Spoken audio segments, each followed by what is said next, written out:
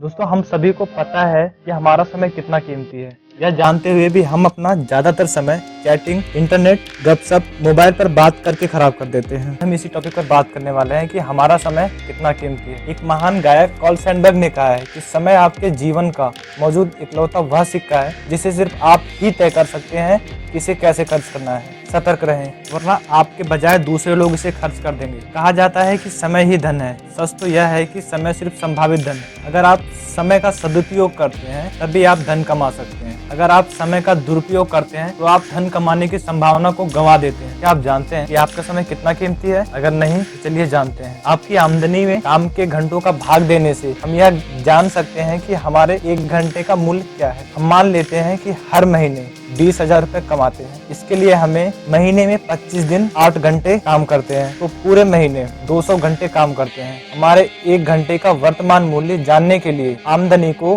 काम के घंटों से भाग देना होगा। यदि आप रोज 1 घंटे का समय बर्बाद करते हैं तो आप 100 रुपए का नुकसान कर रहे हैं। मतलब एक वर्ष में 36,000 रुपए का नुकसान कर रहे हैं। यदि आप दिन में 2 घंटे बर्बाद करते हैं तो आप साल भर में 72,000 रुपए का नुकसान कर रहे हैं। इससे आपको यह पता चल गया होगा कि समय की बर्बादी के कारण आपको कितना नुकसान हो रहा है। इसलिए अब आप समय बर्बाद नहीं करेंगे। दूसरा, अगर आपको समय का वर्तमान मूल्य संतोषजनक नहीं लग रहा है तो आप उसे बढ़ाने के उपाय खोजने लगेंगे। आप समय को लेकर सतर्क हो जाएंगे। आप समय बर्बाद करना छोड़ देंगे।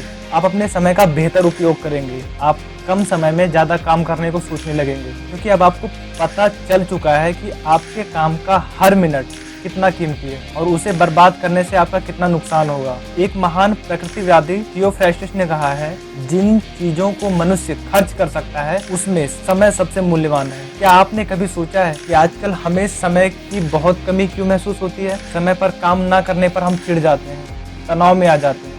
समय की कमी के चलते हम हर पल जल्दबाजी में रहते हैं। हमारा मानसिक संतुलन खराब हो जाता है। क्या आपने कभी यह बात सोची है कि हमारे पूर्वजों को कभी टाइम की कमी महसूस नहीं होती थी? हम जानते हैं कि हमारे पूर्वजों को भी दिन में 24 घंटे ही मिलते थे और हमें भी 24 घंटे ही मिलते हैं। लेकिन 20वीं सदी की शुरुआत से हमारे जीवन में समय कम पड़ने लगा है। सदी की शुरुआत से ही मनुष्य समय बचाने वाले नए नए उपकरण बनाता जा रहा है। पहले कार, मोटरसाइकिल या स्कूटर भी नहीं थे, लेकिन हमारे पूर्वजों को कहीं भी पहुंचने की जल्दी नहीं थी, लेकिन किसी भी कार्य को करने की जल्दबाजी भी नहीं थी।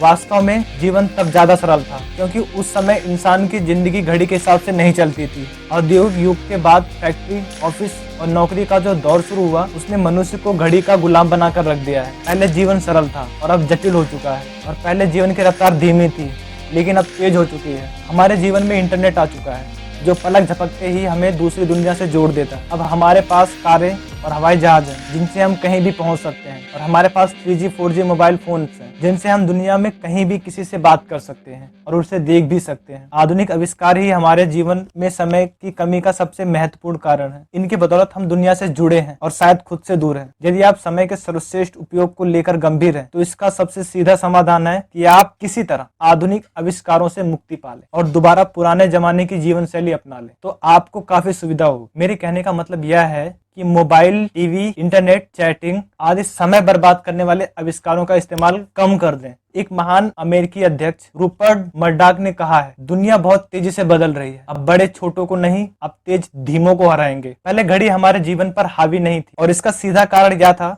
ज्यादातर लोगों के पास घड़ी थी ही नहीं। पहले अलार्म घड़ी की कोई जरूरत नहीं थी, मुर्गे की बाग ही काफी थी।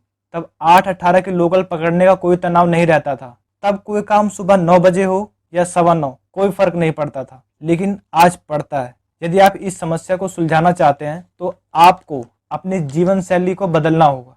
यह याद रखें, दुनिया नहीं बदलेगी, बदलना आपको ही है। जैसा एल्बर्ट आइंस्टाइन ने कहा है, हम जिन महत्वपूर्ण समस्याओं का सामना करते हैं उन्हें सोच के उसी स्तर पर नहीं सुलझाया जा सकता जिस पर हमने उसे उत्पन्न किया। एक महान राष्ट्रीय पुरस्कार विजेता अमेरिकी लेखक लुई ममफोर्ड ने कहा है कि आधुनिक औद्योगिक युग की सबसे प्रमुख मशीन भाप का इंजन नहीं बल्कि घड़ी। दोस्तों, वीडियो को पूरा देखने के लिए आपका दिल से धन्यवाद। आई होप ये वीडियो आपको पसंद आई होगी और आपकी लाइफ को बाउंस बैक करने में आपकी हेल्प करेगी। मैं इस चैनल पर ऐसी नॉलेजफुल वीडियोस लाता रहता हूँ। ऐसी ही और वीडियोस देखने के लिए चैनल को सब्सक्राइब करें और अपने फ्रेंड्स एंड फैमिली को शेयर करें।